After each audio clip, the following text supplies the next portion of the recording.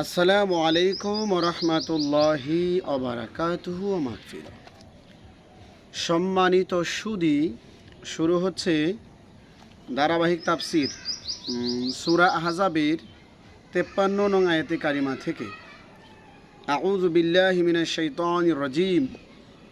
বিসমিল্লাহির রহমানির রহিম। ইয়া আইয়ুহাল্লাযীনা আমানু লা তাদখুলু বুয়ুতান নাবিয়্যি ইল্লা আইয়ুযানা লাকুম ইলা তাআমিন গায়রা নাযিরিনা ইন্নাহু ওয়ালাকিন ইযা দুঈতুম ফাদখুলু ফাইযা তুঈমতুম ফান্তাশিরু ওয়ালা মুস্তানিসিনা লিহাদিস ইন্না যালিকুম কানা ইউযিন নাবিয়্যা ফায়াস্তাহয়ি মিনকুম والله لا يستحيي من الحق وإذا سألتموهن متاعا فاسألوهن من وراء حجاب ذلكم أطهر لقلوبكم وقلوبهن وما كان لكم أن تؤذوا رسول الله ولا تنكحوا أزواجه من بعده أبدا ইন্না যালিকুম কানা ইনদাল্লাহি আযীমা। অনেক লম্বা আয়াত।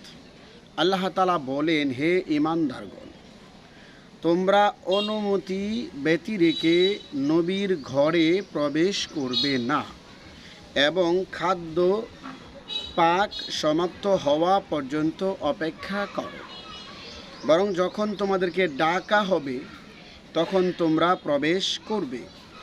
অতঃপর তোমরা আহার শেষ করবে, তখন বেরিয়ে পড়বে এবং তোমরা কথা শোনার জন্য আগ্রহী হইও না।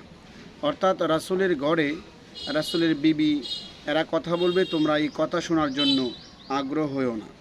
তোমাদের এইসব আচরণ নবীকে কষ্ট দেয়। তিনি তোমাদেরকে বলতে লজ্জাবোধ করেন, কিন্তু আল্লাহ তাআলা সত্য বলতে লজ্জাবোধ করেন না। এবং যখন তোমার নবী স্ত্রীদের কাছে কিছু চাইবে তখন পর্দার আড়াল থেকে চাইবে। ইহা তোমাদের অন্তরের জন্য পবিত্র এবং তাদের অন্তরের জন্য পবিত্র।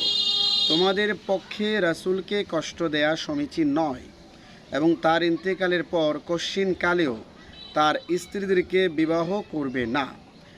অর্থাৎ নবীরা যে জিন্দা, এই আয়াত তা প্রমাণ করে।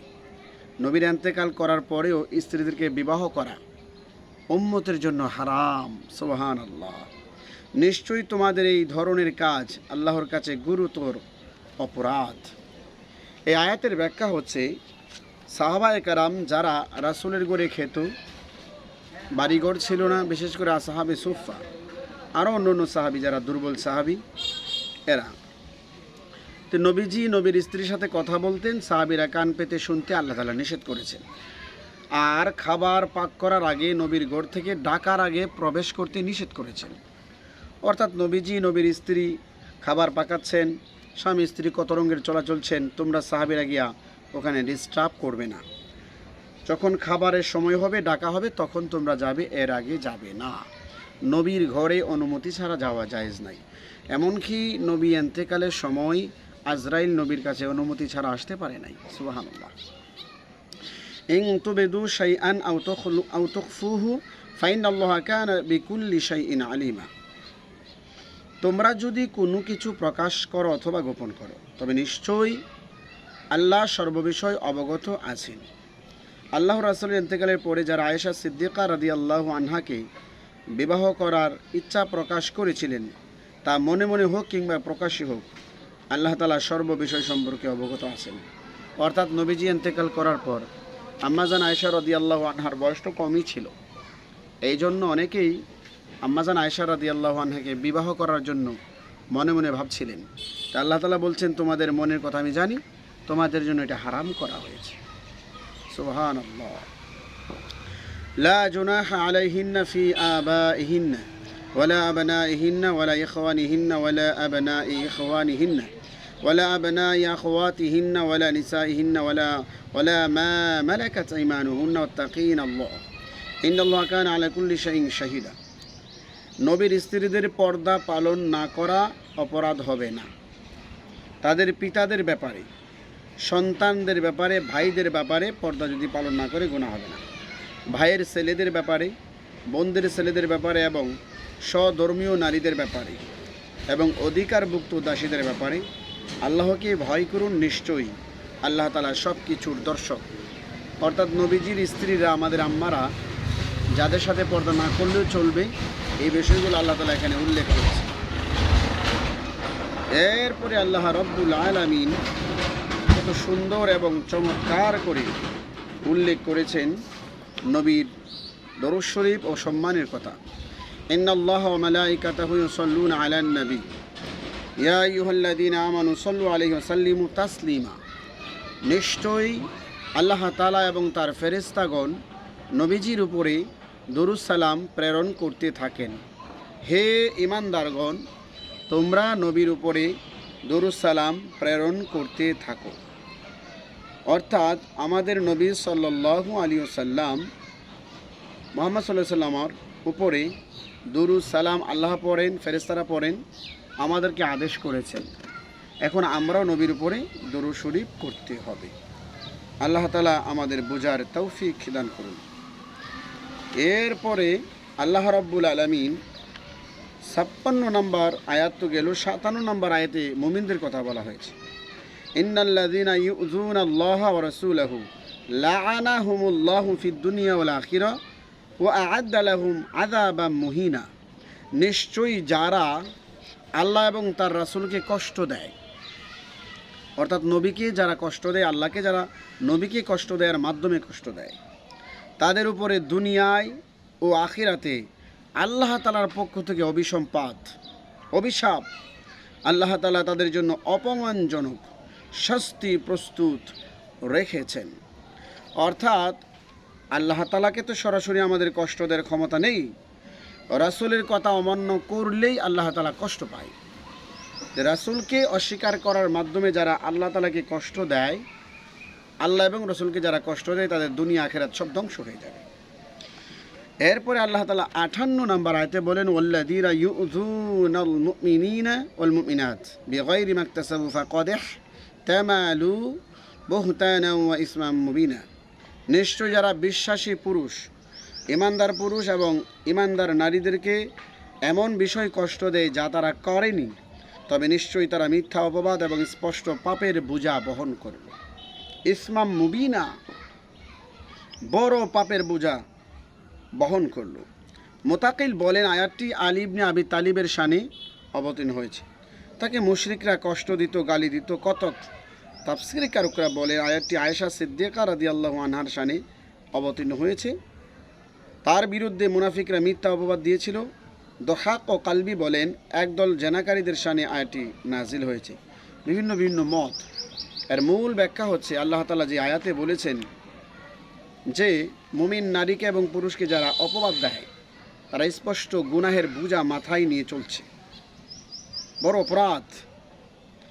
এরপরে আল্লাহ তাআলা 59 নং আয়াতে বলেন, ইয়া আইয়ুহান নাবিয়্যু কুল লিআজওয়াজিকা ওয়া বানাতিকা ওয়া নিসাইল মুমিনিন ইউদনিনা আলাইহিন্না মিন জালাবিবিহিন যালিকা আদনা আন ইউরাফনা ফালা ইউযাইন। আল্লাহ রাব্বুল আলামিন বলেন, হে নবী, আপনি আপনার স্ত্রী, কন্যা এবং মুমিন নারীদেরকে বলুন, তারা যেন তাদের মুখমণ্ডলের উপর চাদর টেনে দেয়, ইহা তাদের চেনার জন্য সহজতর হবে, ফলে তাদেরকে উত্ত্যক্ত করা হবে না। আল্লাহ তাআলা ক্ষমাশীল, দয়ালু। চাদর টেনে দিলে এদেরকে চেনা সহজ হবে। তার মানে হচ্ছে, নবীর পরিবার এরা আলাদা ধরনের কাপড় পরে মানুষ থেকে আলাদা থাকতো, চিহ্নিত কাপড়। যেমন আর্মিদের একটা পোশাক আছে, পোশাক পরলে আমরা বুঝতে পারি সে আর্মি। পুলিশের একটা এক্সট্রা পোশাক আছে, এটা পরলে আমরা বুঝতে পারি এরা আর্মি। এভাবে নবী সাল্লাল্লাহু আলাইহি সাল্লামের পরিবর্গ যারা রয়েছে, তাদের আলাদা পোশাক ছিল, যে পোশাক পরলে এরা বুঝতে পারতো সাধারণ জনগণ যারা নবী পরিবার, এদের সাথে বেয়াদবি করা চলবে না। 60 নং আয়াতে আল্লাহ তাআলা বলেন, লাইল্লাম ইয়ানতাহিল মুনাফিকুন ওয়াল্লাযীনা ফী কুলুবিহিম মারাদু ওয়াল মুরজিফুনা ফিল মাদিনাতি লানুগরিয়ান্নাকা বিহিম সুম্মা লা ইউজাযিরুনাকা ফিহা ইল্লা কালিলা। মুনাফিকরা এবং যাদের অন্তরে বেদি আছে, তারা এবং যারা শহরে গুজব রটিয়ে বেড়ায়, তারা যদি বিরত না হয়, আল্লাহ তাআলা রাগ করে বলছেন, তবে আমি আপনাকে তাদের উপর প্রবল করে দেব, ফলে তারা এই শহরে আপনার প্রতিবেশী হিসাবে সামান্য সময় ছাড়া অবস্থান করতে পারবে না। এরা যেভাবে আম্মাজান আয়েশা রাদিয়াল্লাহু আনহার বিরুদ্ধে কুৎসা রটনা করছেন, যদি বিরত না হয় আমি আপনাকে শক্তিশালী করে দেব, আর এরা আপনার প্রতিবেশী হিসাবে অল্প দিন এখানে থাকতে পারবে, অল্প দিনের মাধ্যমেই তারা নিশ্চিহ্ন হয়ে যাবে, নিশ্চিহ্ন করে দেব। আল্লাহ তাআলা বলেন, মালউনিন আইনামা সুকিফু উখিযু ওয়া কুতিলু তাকতিলা, যেখানে তারা অবস্থান করবে সেখানেই তারা অভিশপ্ত, তাদেরকে গ্রেফতার করা হবে এবং তাদেরকে নৃশংসভাবে হত্যা করা হবে। এটা আল্লাহর পক্ষ থেকেই তাদের বিরুদ্ধে ঘোষণা ছিল।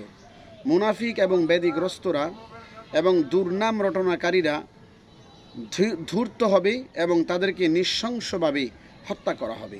তাদের রক্ষা নেই, তারা রাসূলের শহরে বসবাস করতে পারবে না, কারণ এরা রাসূলের বিবিদেরকে নিয়ে ঠাট্টা মশকারার পাত্র বানিয়ে দিয়েছে।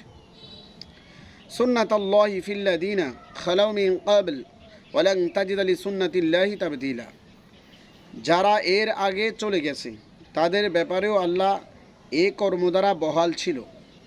আপনি আল্লাহর কর্মপদ্ধতির মধ্যে কোনো পরিবর্তন পাবেন না। অর্থাৎ আমি যেই কর্মধারা আপনাকে দিয়েছি, আপনার পূর্বে যত রাসূল দুনিয়া থেকে নবুয়তের রিসালাতের দায়িত্ব পালন করেছে তাদের ব্যাপারও এরকমই ছিল। আমি তাদেরকে সতর্ক করেছি, সতর্ক করার পর যারা সতর্ক হয়নি তাদেরকে চিরতরে ধ্বংস করে দিয়েছি। ইয়াসআলুকান নাস আনিস সাআহ কুল ইন্নামা ইলমুহা ইনদাল্লাহ ওয়া মা ইউদরিকা লাআল্লা সাআতা তাকুনু করিবা, তারা আপনাকে কিয়ামত পর্যন্ত জিজ্ঞাসা করে, আপনি বলুন, কিয়ামত সম্পর্কে আপনাকে জিজ্ঞাসা করে, আপনি বলুন, উহার জ্ঞান একমাত্র আল্লাহ তাআলার সংরক্ষণ করেন, আপনি উহা কি করে জানবেন? সম্ভাবনা রয়েছে নিকটতম সময়ের মধ্যে উহা সংগঠিত হয়ে যাবে। অর্থাৎ কাফেররা নবীকে কিয়ামত সম্পর্কে বিভিন্ন ধরনের আউলা জ্বালা প্রশ্ন করেছে। আল্লাহ তাআলা বলেছেন, মক্কার মুশরিকরা উপহাসমূলক মুহাম্মদ সাল্লাল্লাহু আলাইহি সাল্লামকে এই প্রশ্নগুলো করেছিল। কিয়ামত কখন হবে? আল্লাহর কোনো নিকটতম ফেরেশতারাও কি জানে না? নিকটতম কোনো নবী রাসূলরাও উহা খবর রাখে না? ইসরাফিল ও সিংহা মুখে নিয়ে শুধু আল্লাহর আদেশের অপেক্ষা করছে, অর্থাৎ এগুলোকে আর কেউ জানে না, শুধু আপনিই জানেন? এইভাবে তারা টিটকারিমূলক রাসূলকে এরা প্রশ্ন করেছিল। যাই হোক, আল্লাহ রাব্বুল আলামিন আমাদের সকলকে এই আয়াতগুলোর শিক্ষা আমাদের বাস্তব জীবনে বাস্তবায়ন করার তৌফিক দান করুক। পরবর্তীতে আলোচনা করা হবে সূরা আহজাবের ৬৪ নং আয়াতে কারিমা থেকে। আজকের জন্য এখানেই সমাপ্ত করা হলো। আসসালামু আলাইকুম ওয়া রাহমাতুল্লাহ।